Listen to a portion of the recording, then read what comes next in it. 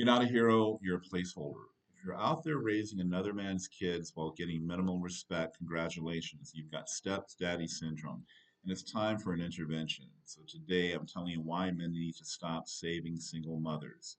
Welcome to Red Pill Therapy with Dr. Tony. I'm a licensed psychotherapist, combat veteran, and your guide through the battlefield of modern relationships. Today, we're diving into one of the most self destructive patterns that men can fall into. And that's becoming stepfather to children that aren't theirs. You think you're being noble, you think you're being strong, but in reality, you're being used, and no one's going to thank you for it. So let's break down the illusion. So, like, comment, and subscribe, and let's get into it. Okay, so I've broken this down into a few sections to make it easier to understand. So check it out. What is stepdaddy syndrome? So, stepdaddy syndrome is when the man voluntarily takes on the role of a provider, protector, and a father of a child that is biologically not his. Usually to gain access to the mother, he thinks he's proving some kind of value, and really he's just proving desperation. Society praises him, women exploit him, but no one respects him. She's made a poor choice. Now you're paying the price. So the man, no, it's no knock on the man, even though it sounds like a put down with the definition of stepdaddy syndrome. It's just these are men that just are not making the best choices in life. That's all. And if their lives were different, if they made some different choices in their lives, they would have more options than to just have women that were in that situation. That's all. We can get into how that looks later on in another video. So let's hop into the second part. Okay, so the cold red pill reality is this. Okay, you're not the child's real father, but you're expected to act like one without the biological bond or legal authority, or even authority from from the mother to discipline the child as well. Okay, so the relationship ends. You have no right to the child, but will likely be emotionally and or financially invested as well. All right, here's another part. The mother often still has contact or emotional ties with the baby daddy. That's right. You're not the alpha. You're the cleanup crew. All right. What does that mean? She's probably still having sex with this guy. She ain't gonna tell you. All right, because she chose him to put the seed in her. So he was the first choice. You're not the first choice. Okay, so that's a possibility that could still be going on. She ain't gonna tell you. So you're entering into a relationship that's already in progress. You will always come second to the child and possibly second to the ex as well. Okay, so listen, check it out and listen, hear me good. A real man doesn't raise another man's legacy, he builds his own. Why would you want to raise another man's legacy, an irresponsible man at that? It doesn't matter what kind of man he is. You shouldn't be doing it. All right. Okay, now let's look at the next part. Why men fall into this trap. So here it is. Here are the main points. We're taught to be providers, rescuers, nice guys. Weak men think by accepting her baggage, they'll earn more love, sex, and long term loyalty. But many single mothers are skilled at this emotional manipulation. They're going to play the victim.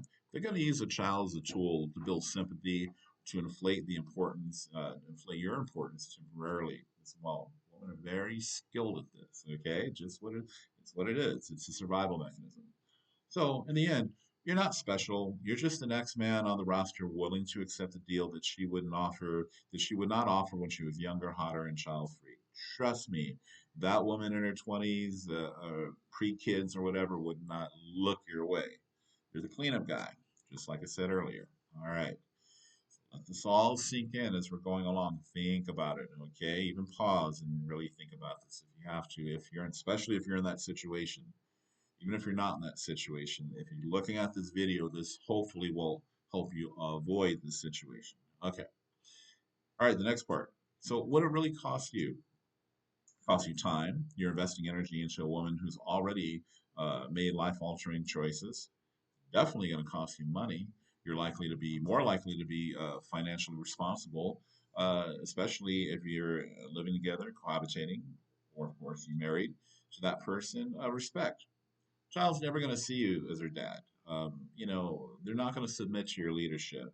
The friends and family may secretly see you as a fool who took her in, and trust you, her friends and family are going to be talking mad shit behind your back. All right, you won't know. They'll smile and shake your hand and hug you and talk mad shit. I don't know. It's just not worth it to be in that situation. You'll be looked at as a chump.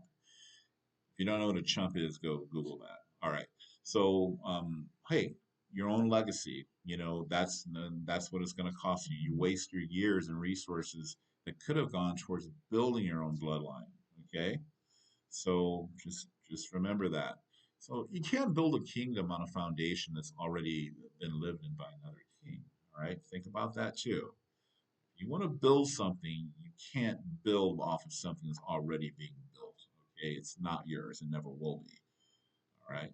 So the last part here, what do real men do instead?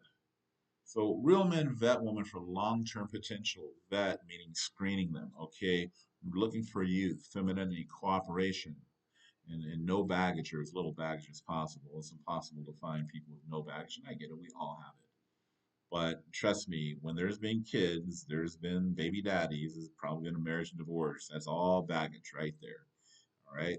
They don't play Captain Save a Single Mom, or Captain, you know what else? Captain Save a Hoe. I'm just going to say it. They focus on building their own kingdom and not patching up someone else's. Okay. All right. You can have compassion without sacrificing your future. So if you're already a stepdad, learn from it, but don't repeat the mistake. Okay. So leadership isn't about fixing broken people. It's about choosing wisely, standing firm, and protecting your value. All right. So you weren't born to play second string on someone else's life script. So stop letting broken systems, broken women convince you that your sacrifice equals some kind of strength. Strength is discipline. Strength is direction. And it's choosing yourself over chaos. If you're done playing the role of stepdaddy, savior, hit like or subscribe, and drop a comment below. Let's have a conversation about this. All right. Until next time, we'll see you in the next one.